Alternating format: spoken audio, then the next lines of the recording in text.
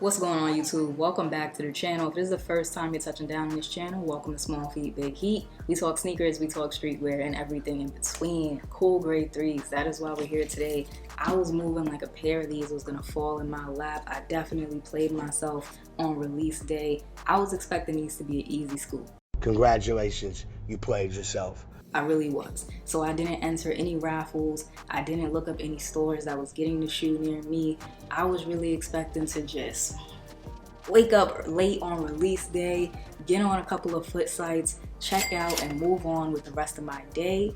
Nope. That's not what happened. What actually happened was I woke up late on release day. I jumped on the foot sites, pulled up, my usual suspects, and I could not find grade school for the life of me. But I was seeing men's sizes, so I was a little bit confused. Like, where are the grade school links? So I jumped in Discord and I was like, yo, where are the links for the cool grade 3s, grade school sizes? And they told me that shipments were delayed. So grade school sizes wasn't added to a lot of websites. Obviously, that's not what I wanted to hear, especially since I really did want a pair. I just thought that I was gonna get an easy dub. Two websites immediately come to mind, Kith and Cream. Kith loads up first. They only have a 5.5 and a 6 left.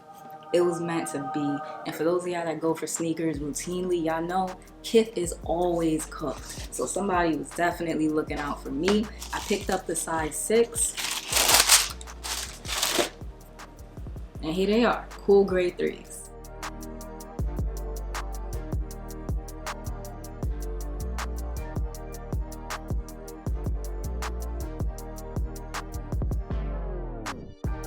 First time the Air Jordan 3 Cool Grey released was back in 2007. Nike has changed a couple of things with this new version, specifically the materials. I did not have the 2007, that first rendition of this sneaker, so I personally don't really mind. I'm just happy to have it, happy to add it to the collection, but I can understand if you had that 2007 model, why you'll be a little bit disappointed with the material changes in this new version. Starting with the outsole of the sneaker, it is white and gray with that red Jordan branding. The midsole is white and gray, and the air bubble is orange inside to match some of the accents on the rest of the shoe. Gray elephant print on the heel and the mud guard, and on the upper it does use a leather instead of the nubuck material that was on the 2007 version of this shoe. Now the leather, to me, it doesn't feel bad, but I will say that it is very thin. It doesn't feel, the best quality, but it's a grade school sneaker, so what can I say? Grade school always seems to get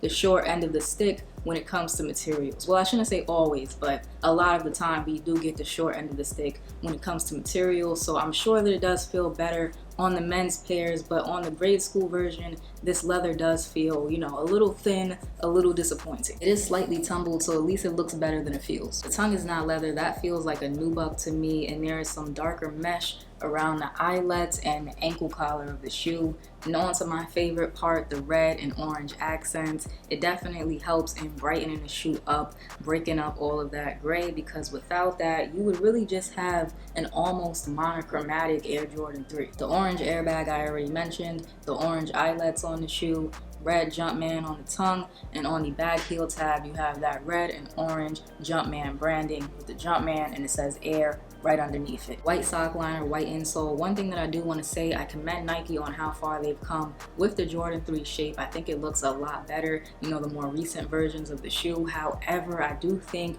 with grade school, they have just a little bit a ways to go. There's a couple of things that they can fix to just make it closer to the men's model, and also just a little bit better looking, specifically the toe box. The toe box is just very, very flat, very straight. When you compare it to the men's, you'll see exactly what I'm saying. And also the shape of the elephant print. It is very kind of triangular, and on the men's pairs, it has a little bit more of a smoothness to it, a little bit more of a curve. So those two things I think would greatly improve the shoe in terms of grade school sizing. But you know what, it is what it is. Like I said, happy to add these to the collection. As far as quality control, this pair is actually pretty clean. There's maybe 1 or 2 spots with some extra glue, and on the back of my left shoe there's a tiny bit of paint missing where it says Air. Not a big deal at all. All in all, I would say it's a very clean pair. I'm kind of kind of a little bit impressed because I expected to see more glue stains, maybe some like rippling in the upper as far as the leather goes. I would have liked to see them use a little bit better quality as far as the leather, but